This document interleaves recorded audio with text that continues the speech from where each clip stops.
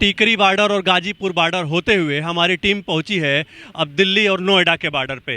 हमारे साथ कुछ किसान हैं और आज इरादा था कि दिल्ली को चारों तरफ से घेर लिया जाएगा। तो क्या हुआ और क्या क्या अब आगे का प्लान है? 14 तारीख को भी अल्टीमेटम दिया हुआ है किसानों ने, तो क्या आगे का प्लान है? हम किसानों से ही बात करते हैं। सर, आज क्या हुआ? मेरा नाम राजेश उपाध्याय, अध्यक्ष नोएडा महानगर भारतीय किसान यूनियन लोक शक्ति। आज किसानों ने जनता ने जिस प्रतिनिधि को चुना था, जो जिला गौतम बुद्ध नगर के सांसद है हमारे डॉक्टर महेश शर्मा जी को, आज हम पैदल मार्च करते हुए दलित प्रेरणा स्थल नोएडा से सीधे उनके सेक्टर 27 अस्पताल गए। जो सत्ता को नज़दीक से समझते हैं वो उनकी आशंका है कि ये आंदोलन को सरकार लंबा खींचेगी। ऐसी स्थिति में क्या होगा? नहीं, हम आर पार की लड़ाई लड़ने के मूड में हैं।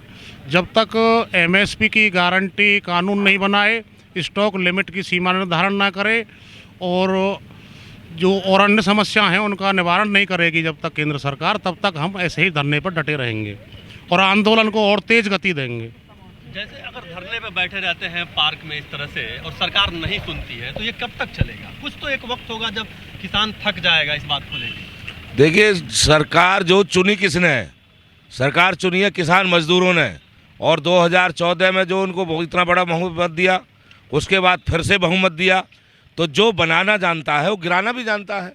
तो अगली बार देखेंगे नहीं है, बैठे हैं जब तक हिम्मत है। सरकार तोड़ने की बात करती है, सरकार जो है लंबा खींच के सोचती है किसान उठ के चले जाएंगे। किसान इतना कमज़ोर नहीं है कि उठ के जाने वाला नहीं है। इस बार जो जब तक उसके पक्ष में फैसला नहीं आएगा, किसान यहाँ से जाने वाला नहीं है। एक बात बड़ी साफ है कि एक तरफ से सरकार के कुछ बड़े मंत्री किसान संगठनों से बात कर रहे हैं और दूसरी तरफ से कुछ मंत्री इन्हीं आंदोलन को लेकर के अफवाहें फैला रहे हैं कि नहीं, आप लोग किसान की तरह नहीं लगते हैं, आप लोगों को विदेशी समर्थन है। तो इस पे किसानों की क्या सोच है? नहीं, किसान सरकार की मानसिकता को खूब समझ रहा है। सरकार अफवाह फैलाकर, गुमराह कर संगठन के जितने भी संगठन किसानों के चल रहे हैं, वो आंदोलन कर रहे हैं, उनको विफल करने की कोशिश कर रहे हैं। जबकि किसान इनकी नीति को समझ चुका है, वो इनके बहकावे में नहीं आएगा और आंदोलन को और तेज़ रफ्तार देगा। गांव में, गली में, कूचों में, हर जगह आंदोलन पूरे देश में चलाया जाएगा। हमारे साथ और लोग हैं, हम जरा बात करेंगे कि एक तरफ से सरकार के मंत्री किसान के नेताओं से बात कर रहे हैं। अरे नेता तो ये सब गुमराह करते हैं, जितने भी हैं सबका ये, कोई विदेशी बता रहे हैं, का ये मतलब बहनचों कुछ बता रहे हैं, का ये तो किसान है। किसान तो जब अब काम से निमट गया तो यहाँ धरना पर बैठ गया।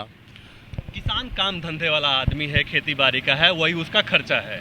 तो अगर ये लंबा चलता जाएगा, मान लीजिए साल 6 महीना ये चलता है आंदोलन, तो किसान कैसे जीवित रहेगा? क्या ये तो जब से साल 2 साल भी चलेगा तो नंबर वाइज चले जाया करेंगे। 2 आज चलेंगे, 4 कल चलेंगे, अपना काम भी निपटाना, लेकिन धरना भी देना, सब कुछ किया जाएगा। बच्चे सारे को ही ले आएंगे हम, अपने पशुओं को, बच्चों को, बीवियों को, सारे को ही ले आएंगे हम और रोड जाम करेंगे, व्यवस्था को बिल्कुल ठप कर देंगे देश की को। सरकार की इस बात को किसान समझ रहे हैं क्या कि सरकार जानबूझ करके इसको आंदोलन को लंबा कर रही है? हाँ, सरकार हठधर्मी है।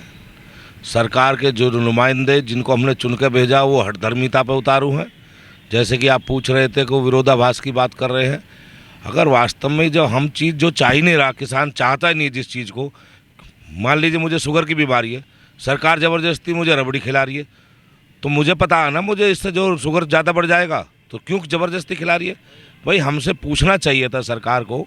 एमएसपी की बात करती है सरकार, ये तो नहीं कहती कानून में लाया जाएगा। एमएसपी कानून के दायरे में लाए। जितने नुमाइंदे उसके बात कर रहे हैं, जो भले की बात कर रहे हैं, वो किसानों के बीच में जितने प्रतिनिधि हैं, जितने मंत्री हैं, वो बारी बारी से रोज़ किसान चौपाल पाएँ, रात गुजारे हमारे साथ में, नीले आसमान के नीचे हमारे साथ बैठे, तब उन्हें पता लगेगा कि जो किसान क्या होता है। वो खाली अपने वातानुकूलित कमरों में बैठ के, वातानुकूलित गाड़ियों में बैठकर खाली वहाँ से बयानबाजी, ओछी बयानबाजी कर रहे हैं। सरकार कह रही है कि जो किसान हैं वो बहकावे में आ गए हैं। तो आप लोग बहकावे में आ चुके हैं? नहीं, किसके बहकावे में आ गए? किसके? किसान को जानता नहीं है, किसान पढ़ा लिखा नहीं है, बहकावे में आप आ रहे हैं। जब किसान जिस चीज़ को मना कर रहा, ज़बरदस्ती उसे दे रहे हैं। किसान कहीं बहकावे नहीं आने वाला। और जहाँ विपक्ष की बात है, विपक्षी पार्टियाँ तुम जानो वो जाने। आज तुम जो सरकार में हो उससे पहले जब कांग्रेस सरकार में थी तो उन्होंने जो पूरा देश बंद का आह्वान किया था वो भी धरना प्रदर्शन करते थे। उससे पहले बसपा सपा भी धरना प्रदर्शन करते आए, पूरा जो भारत बंद किया है। आज तुम सत्ता में आ गए तो तुम आज उस बात को झुठला रहे हो। तुमने भी तो भारत बंद का आह्वान किया था। तो आज तो विपक्ष के मामले में तुम जो कुछ भी आप रणनीति अपना, लेकिन अगर जहाँ जहाँ दिल्ली की सीमाओं पर बैठा वो देश का किसान बैठा, देश का अन्नदाता बैठा, और अन्नदाता को अगर इस बार ठुकरा दिया तो अन्नदाता की हाय इनको ले डूबेगी।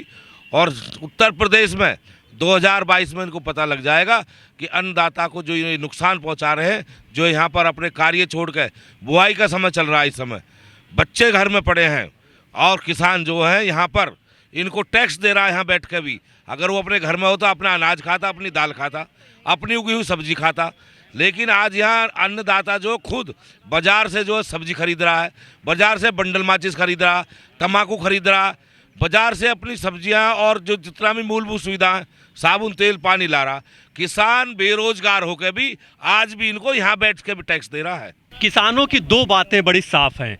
एक तो ये कि ये सीधा सीधा कह रहे हैं कि जितनी भी राजनीतिक पार्टियां हैं वो आपस में समझें, उनसे राजनीतिक पार्टियों से कोई लेना देना नहीं है। दूसरी बात, वो सरकार को सीधे तौर पे चुनौती दे रहे हैं कि आप नीले आसमान के तले इस ठंड में आकर उनके साथ बात करें, उनकी समस्याओं को समझें कि इस बिल से क्या परेशानी है। अपने साथी सोमर गांगुली के साथ नोएडा दिल्ली बॉर्डर से संजीव राय।